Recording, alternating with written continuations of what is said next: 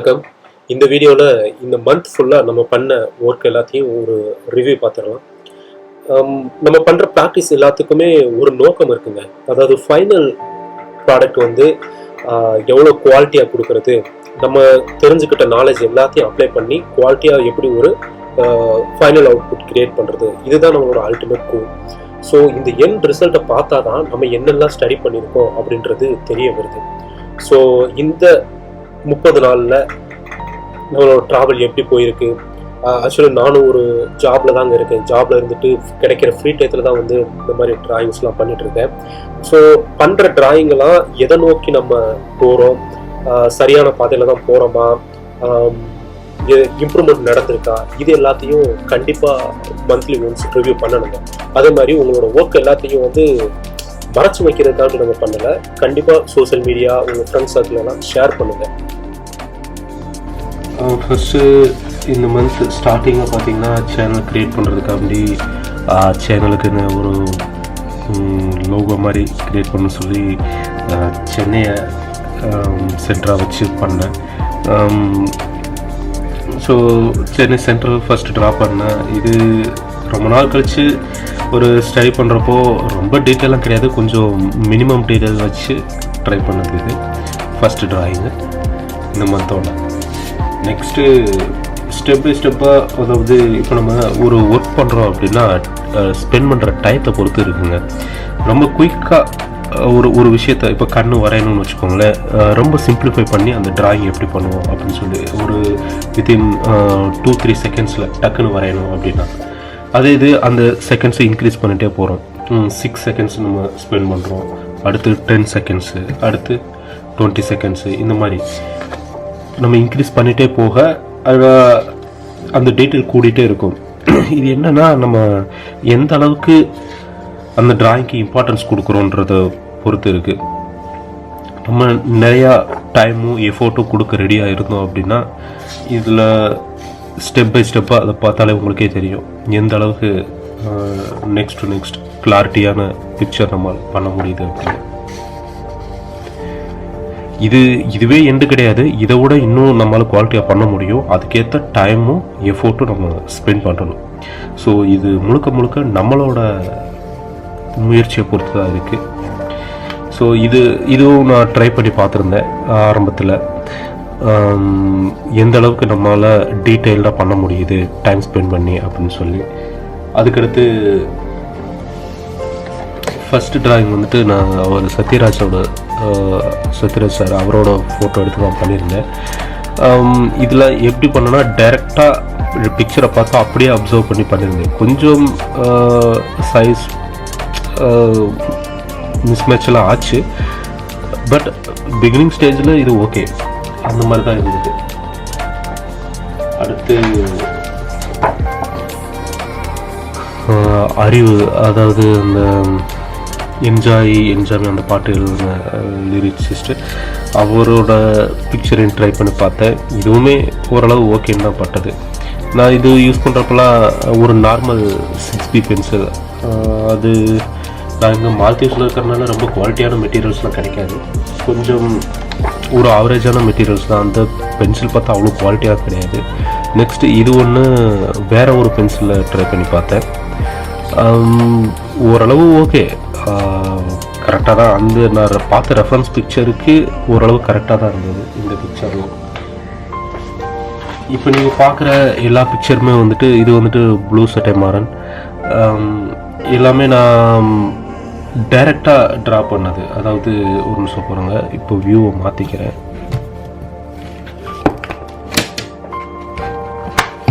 இப்போ கொஞ்சம் better view கிடைக்கும்னு நினைக்கிறேன்.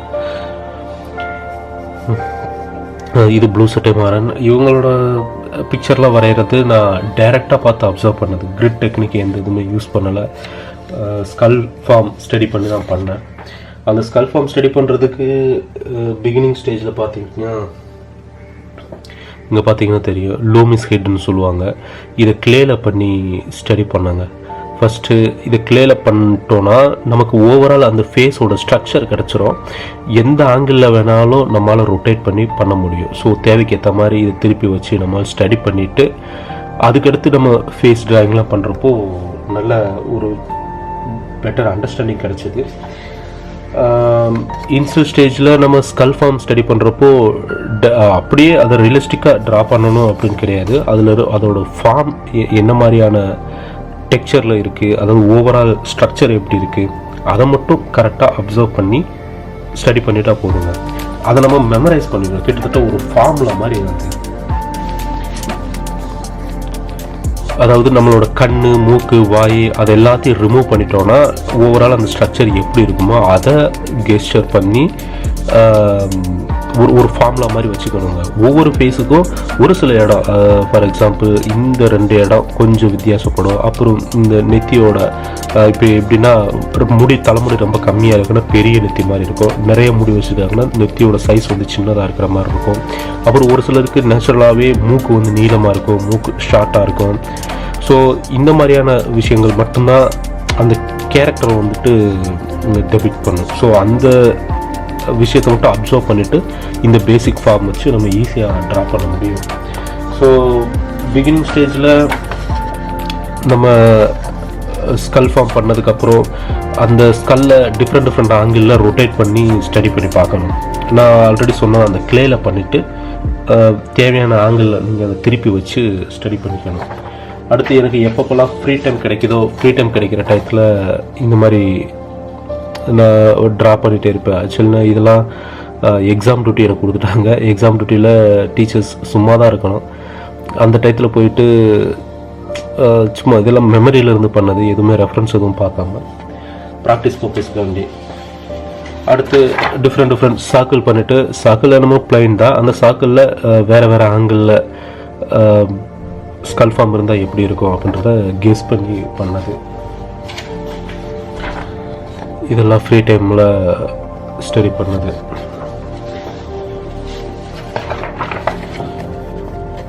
ஒவ்வொரு ஆங்கிளும் எப்படி இருக்குன்னு நானாக இமேஜினேஷன் பண்ணி அதை ட்ரை பண்ணி பார்த்தேன். ஸோ அவ்வளோதாங்க. ஸ்கல் ஸ்டடி உங்களுக்கு நல்லா கிளியராக அண்டர்ஸ்டாண்டிங் கிடச்சிருச்சு அப்படின்னா எந்த ஆங்கிளில் வேணாலும் ஈஸியாக உங்களால் ஃபேஸை கம்போஸ் பண்ண முடியும். கம்போஸ் பண்ணிவிட்டு டீட்டெயில் ஆட் பண்ணிக்க முடியும். நெக்ஸ்ட்டு பார்த்தீங்கன்னா ஒரு குறிப்பிட்ட டயத்தில் வந்துட்டு இதெல்லாம் கூட நான் முன்னாடி வரைஞ்சதுங்க. முன்னாடினா ஸ்கல் ஃபார்ம் பண்ணுறதுக்கு முன்னாடி ஜஸ்ட் ரேண்டமாக அந்த ரெஃபரன்ஸ் பிக்சரை பார்த்து அதில் எப்படி இருக்கோ அதை ட்ரை பண்ணி பார்த்தேன். இந்த பிக்சர், நெக்ஸ்ட்டு இது சுதாகரோட போர்ட்ரேட்டு, இது மதன் கௌரி. ஸோ இவங்க பிக்சர்லாம் பார்த்தீங்கன்னா டைரெக்டாக நான் ட்ரா பண்ணியிருப்பேன். இந்த அதர் டெக்னிக்ஸ் யூஸ் பண்ணாமல் ஸ்கல் ஃபார்ம் ஸ்டடி பண்ணதுக்கப்புறம் பண்ணது. அடுத்து அந்த ஸ்கல் ஃபார்ம் பண்ணதுக்கப்புறம் நம்ம ஜஸ்ட் வெறுமனே விட்டுற வேணான்னு சொல்லிட்டு ஜஸ்ட்டு ரஜினி சாரோடது face, Kamal sir, Vijay sir, Ajith அவங்களோட ஃபேஸ் எல்லாத்தையுமே வந்து ரேண்டமாக பிக்சரை பார்த்து நானாக ட்ரை பண்ணி பார்த்தேன், டைரெக்டாக அப்சர்வ் பண்ணி. இது ஒரு ப்ராக்டிஸ் பர்பஸ் பண்ணனால ரொம்ப ரியலிஸ்டிக்காக நம்ம எதிர்பார்க்க முடியாது. பட் அவங்களோட ஃபேஷியல் ஃபீச்சர்ஸ் எப்படி இருக்குன்றத அப்சர்வ் பண்ணி நம்மளால் எடுத்துக்க முடியும். ஸோ அதுக்கு அந்த ப்ராக்டிஸ்க்காண்டி பண்ண. நெக்ஸ்ட்டு ஒரு குறிப்பிட்ட டயத்தில் ரொம்ப போர் அடிக்க ஆரம்பிச்சிருங்க. அதாவது தொடர்ந்து ஒரே மாதிரியான விஷயத்த பண்ணிகிட்டே இருக்கிறப்போ போர் அடிச்சிடும். அதுக்காக பண்ண ப்ராக்டிஸ் தான் இது. நான் என்ன பண்ணேன், எனக்கு மாடுங்களை வரைகிறது ரொம்ப பிடிக்கும். So different types of Indian bulls அந்த கலெக்ஷன் எடுத்து அதை ட்ரை பண்ணி பார்த்தேன். கிட்டத்தட்ட 100 மாடு வரையணும்னு எய்ம் பண்ணி பண்ணேன். கடைசியில் ஒரு 30 மாடு வரைகிறப்பே போதுன்ற மாதிரி ஒரு ஃபீல் வந்துருச்சு. ஏன் அப்படின்னா ரிப்பீட்டடாக அதே விஷயந்தான் தொடர்ந்துகிட்டே இருந்துச்சு. அதாவது ஃபஸ்ட்டு அதோட அவுட்லைன் பண்ணுவேன், அவுட்லைன் பண்ணிவிட்டு அதோட டெக்ஸ்சரை அப்சர்வ் பண்ணுவேன், அது டெக்ஸ்சர் அப்சர்வ் பண்ணிவிட்டு லைட் அண்ட் ஷேடோ அதில் ஒரிஜினல் பிக்சரில் எப்படி இருக்கோ அதுக்கேற்ற மாதிரி லைட் அண்ட் ஷேடோ பண்ணுவேன். ஸோ இந்த ஸ்டடி ரொம்ப இன்ட்ரெஸ்டிங்காக இருந்தது. ஏன் அப்படின்னா பென்சில் ஃப்ளோலாம் முன்னாடி எனக்கு சரியாக வராமல் இருந்தது. இந்த ஸ்டடி பண்ணதுக்கப்புறம் பார்த்திங்கன்னா நல்லா கம்ப்ளீட் ஒரு ஃபுல் ஃப்ளோ கிடச்சிருச்சு. ஈஸியாக என்னால் லைட்டு, ஷேடோ, டெக்ஸ்சர் எல்லாமே பண்ண முடிஞ்சது. அப்படியே அந்த ஃப்ளோலேயே நான் நெக்ஸ்ட்டு மற்ற போர்ட்ரேட்டும் பண்ண ஆரம்பிச்சிட்டேன். போர்ட்ரேட் இதுக்கும் ரொம்ப பெரிய வித்தியாசம்லாம் இல்லைங்க. போர்ட்ரேட்டில் என்ன பண்ணுறோம் அப்படின்னா, அங்கே என்ன ஷேப் இருக்கோ அதை எக்ஸாக்டாக காப்பி பண்ணிவிட்டு அது லைட் அண்ட் ஷேடோ அப்ளை பண்ணுறோம். அதே விஷயந்தான் இங்கேயும் நடக்குது. இங்கேயும் ஒரு பர்டிகுலர் ஷேப் இருக்குது, அந்த ஷேப்பை ப்ராப்பராக அப்சர்வ் பண்ணி ட்ரா பண்ணதுக்கப்புறம் மீதி இருக்கிற இடத்துல லைட் அண்ட் ஷேடோ அது எல்லாத்தையுமே அப்ளை பண்ணி வைக்கிறோம்.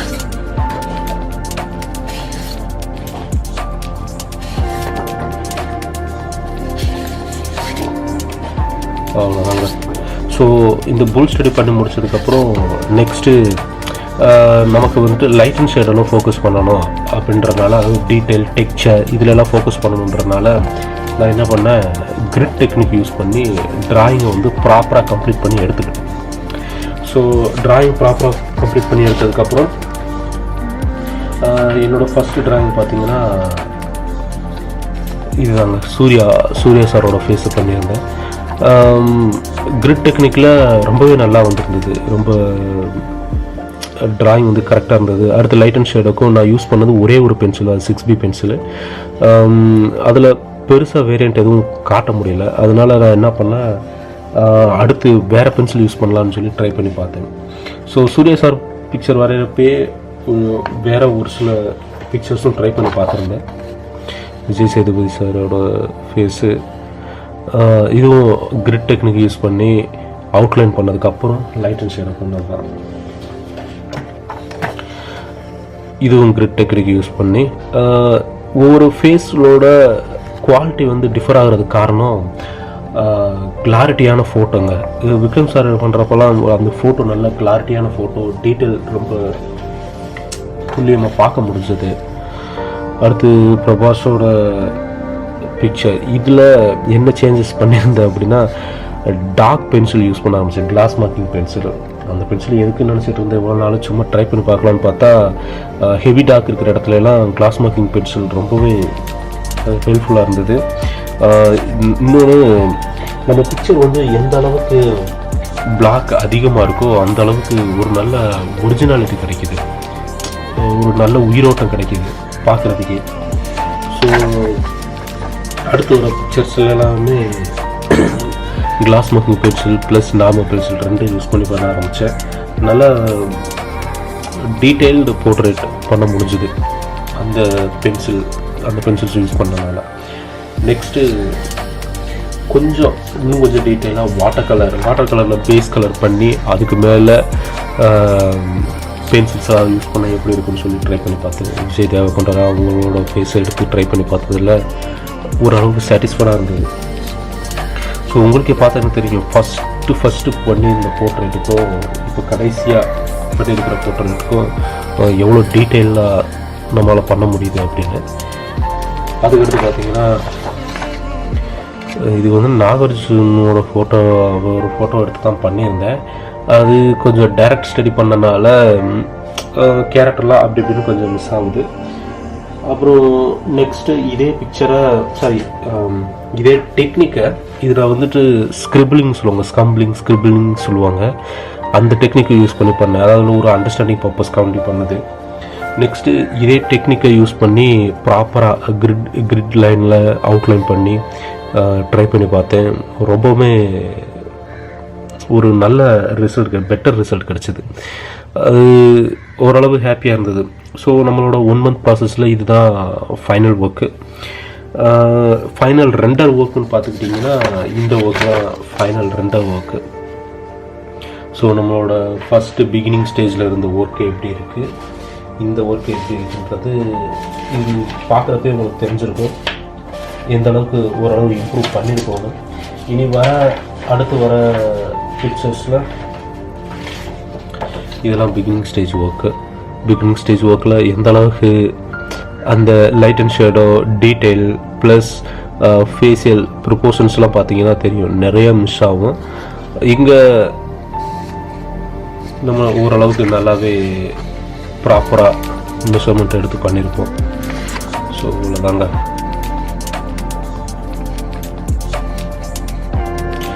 ஸோ இது ஜஸ்ட் ஒரு 30 நாள் ஸ்டடீஸ். இன்னும் இதே மாதிரி இன்னொரு 30 நாள் கழித்து புதுசாக பண்ணுற ஸ்டடீஸ் எல்லாத்தையும் கம்ப்ளைண்ட் பண்ணி எந்த அளவுக்கு நம்ம குவாலிட்டியாக பண்ணுறோம், எந்த அளவுக்கு நம்ம இம்ப்ரூவ் பண்ணியிருக்கோன்றத இனி வர வீடியோக்களில் சொல்கிறேன். தேங்க்யூ.